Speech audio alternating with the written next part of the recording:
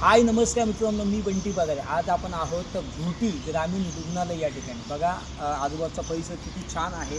आणि बघा हे झाड किती वर्षापूर्वीचं असेल याचा अंदाजही आपण लावू शकत नाही. आणि हे झाड या ठिकाणी तोडलेलं आहे.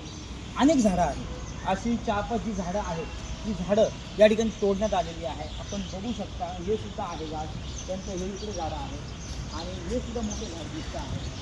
बघा काय अडचण काय होती, हे जे झाड आहे या झाडाची काय म्हणजे अडचण काय मला सांगणार तुम्ही. इकडे रोड आहे, मोठी जागा आहे, पण रस्त्याच्या बाजूला जर झाड आहे तर झाडाची अडचण काय आहे हाच प्रश्न या ठिकाणी होतो आहे.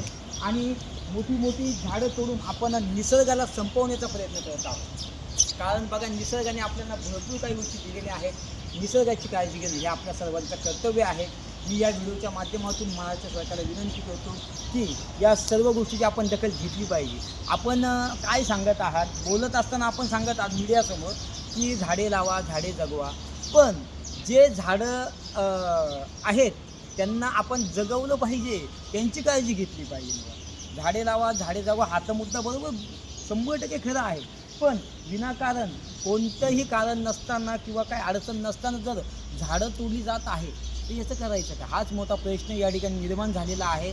मी बंटी पगारे, वृक्षप्रेमी, दादा नदीसेवक, मी या व्हिडिओच्या माध्यमातून महाराष्ट्र सरकारला विनंती करतो की हे जे वृक्षतोड आहे ना थांबवा, एवढीच फक्त या व्हिडिओच्या माध्यमातून विनंती करतो. आणि या सर्व गोष्टीची चौकशी या ठिकाणी झाली पाहिजे. हाच फक्त व्हिडिओ महाराष्ट्र सरकारपर्यंत माझ्या मित्रांनी पोहोचवा, एवढीच फक्त विनंती करतो. धन्यवाद.